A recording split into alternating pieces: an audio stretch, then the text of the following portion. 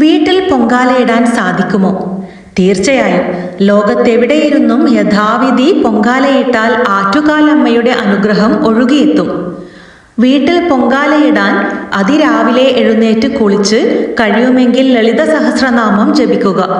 ഒരു നിലവിളക്കിൽ 5 തിരിയിട്ട് ദീപം തെളിയിച്ച് വീട്ടിലെ വളരെ ശുദ്ധമായ ഒരിടത്ത് അടുപ്പ് തയ്യാറാക്കി പ്രാർത്ഥനയോടെ കാത്തിരിക്കുക.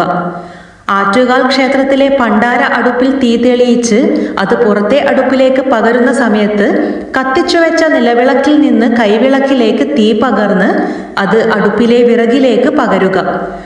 മൺകലത്തിൽ വെള്ളം വെച്ച് തിളയ്ക്കുമ്പോൾ അതിലേക്ക് ഭക്തിപൂർവം അന്നം സമർപ്പിക്കുക.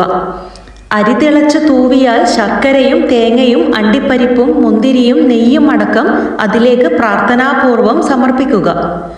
ആറ്റുകാൽ ക്ഷേത്രത്തിൽ നിന്നും തീർത്ഥം ഭക്തരുടെ പൊങ്കാലപ്പായസത്തിൽ തയ്യാറാക്കുന്ന അതേ സമയം ഒരു കിണ്ടിയിൽ ജലമെടുത്ത് അതിൽ സപ്തനദികളെ സങ്കല്പിച്ച് തുളസി ഇലയിട്ട് വിശുദ്ധമാക്കി വീട്ടിൽ തയ്യാറാക്കിയ പൊങ്കാലപ്പായസത്തിൽ തളിച്ച് ദേവിക്ക് സമർപ്പിച്ചതായി സങ്കല്പിക്കാം. എങ്ങനെയാണ് പൊങ്കാല വ്രതം എടുക്കേണ്ടത്? പൊങ്കാലയ്ക്ക് പലതരത്തിൽ വ്രതം അനുഷ്ഠിക്കാം. ശബരിമല ദർശനത്തിന് ചെയ്യുന്നതുപോലെ 41 ദിവസം വ്രതം അനുഷ്ഠിക്കുന്നവരുണ്ട്. അതല്ലാതെ 21 ദിവസവും 5 ദിവസവും 3 ദിവസവും വ്രതമെടുക്കുന്നവർ ഉണ്ട്. കുറഞ്ഞത് 3 ദിവസമെങ്കിലും വ്രതമെടുക്കണം എന്നാണ് വിശ്വാസം.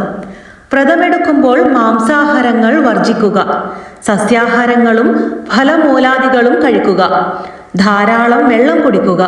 പൊങ്കാല ദിവസം പൊങ്കാല നിവേദ്യം ദേവിക്ക് സമർപ്പിക്കുന്നതുവരെ ജലപാനം അരുതെന്നാണ് വിശ്വാസം. നിവേദ്യം ദേവിക്ക് സമർപ്പിക്കുന്ന മുറയ്ക്ക് ലഘുഭക്ഷണങ്ങൾ കഴിക്കാം.